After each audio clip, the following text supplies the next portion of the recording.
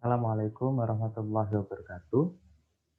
Pada kesempatan kali ini, saya akan mempresentasikan tentang korosi. Sebelumnya, perkenalkan nama saya Alvaro Arkananta Muhammad Raihan Bresilianto. Saya dari kelas 12 IPA 1. Buku ini dibuat untuk memenuhi ulangan harian 4 pengetahuan dan keterampilan mata pelajaran kimia.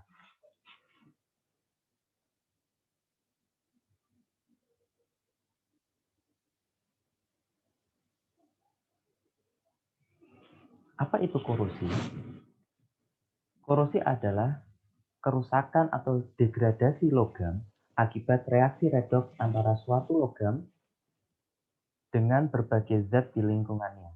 Jadi, korosi ini atau yang biasa kita sebut dalam bahasa sehari-hari itu pengkaratan terjadi karena faktor atau pengaruh lingkungan sekitarnya yang menghasilkan senyawa-senyawa yang tidak dikehendaki. Nah, logam seperti besi bisa mengalami korosi karena bersentuhan atau karena terkena senyawa asam, air, dan mengalami perubahan suhu dalam jangka waktu yang cukup lama dan secara terus-menerus.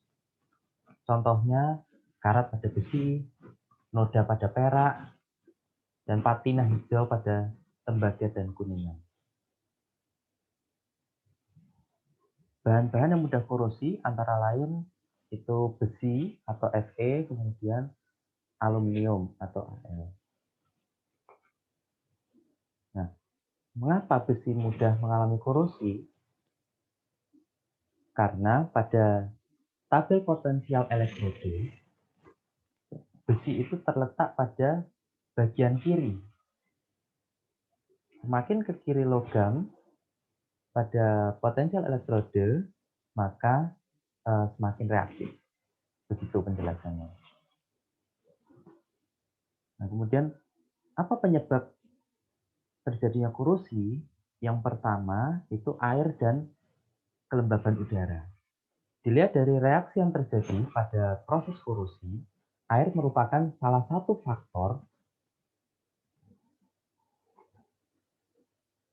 faktor penting untuk berlangsungnya korosi. Udara lembab yang banyak mengandung uap air akan mempercepat berlangsungnya proses korosi. Kemudian yang kedua, elektrolit. Elektrolit merupakan media yang baik untuk terjadinya transfer muatan. Hal ini mengakibatkan elektron lebih mudah untuk diikat oleh oksigen di udara. Air hujan banyak mengandung asam, sedangkan air laut itu banyak mengandung garam. Oleh karena itu, air hujan dan air laut merupakan penyebab korosi yang utama. Selanjutnya yang ketiga, permukaan logam yang tidak rata.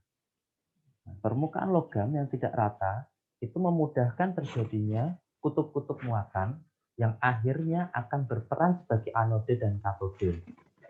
Permukaan logam yang licin dan bersih akan menyebabkan korosi itu sulit terjadi. Sebab kutub-kutub yang akan bertindak sebagai anode dan katode itu sulit terbentuk. Nah, kemudian yang keempat, terbentuknya sel elektrokimia. Jika dua logam yang berbeda potensial bersinggungan pada lingkungan berair atau lembab, dapat terbentuk sel elektrokimia secara langsung. Logam yang potensialnya lebih rendah akan segera melepaskan elektron ketika bersentuhan dengan logam yang potensialnya lebih tinggi, serta akan mengalami oksidasi oleh oksigen dan udara.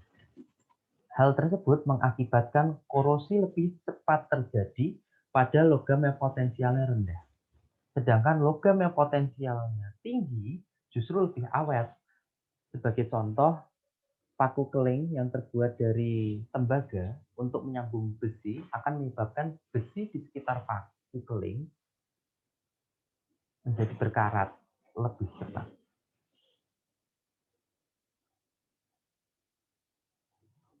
Kemudian cara mencegah terjadinya korosi itu yang pertama menggunakan lapisan cat, kemudian lapisan oli dan gemuk, lapisan plastik, dan yang terakhir lapisan logam lain seperti Sn, Zn, dan Cr. Pada pelapisan cat dan pelapisan plastik, bila cat tergores atau terkelupas, atau plastik yang terkelupas, korosi akan mulai terjadi pada bagian yang terpapar dengan udara tersebut.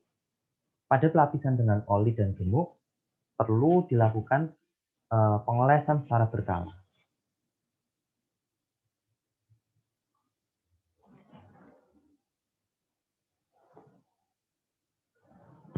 Kemudian yang kedua, menggunakan perlindungan katode. Logam lain yang lebih reaktif dari besi seperti Zn, Cr, dan Al, kemudian juga Mg, dan akan berfungsi sebagai anode korban yang menyuplai elektron yang digunakan untuk mereduksi oksigen pada katode besi. Metode perlindungan katode ini dapat dilakukan dengan pelapisan seperti pada galvanisasi dan chrome plating, ataupun dengan hanya menghubungkan logam anode korban dengan besi.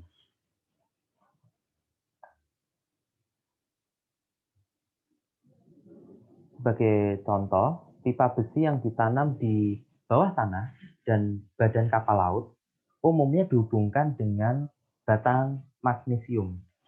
Magnesium akan berfungsi sebagai anode korban dan besi menjadi katode yang terlindungi dari korosi.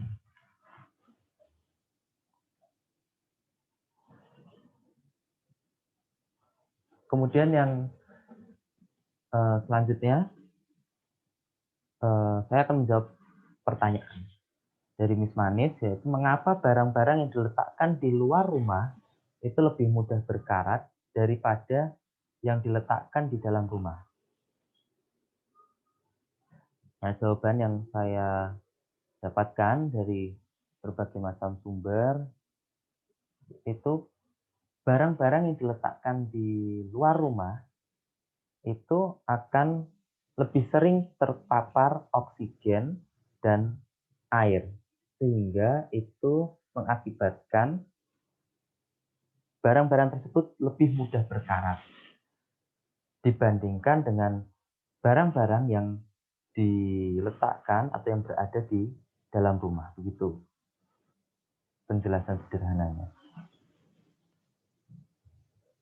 Nah, kemudian ini daftar pustakanya, sumber-sumber yang saya dapatkan. Nah, terima kasih. Demikian presentasi saya mengenai korosi. Kurang lebihnya mohon maaf. Wassalamualaikum warahmatullahi wabarakatuh.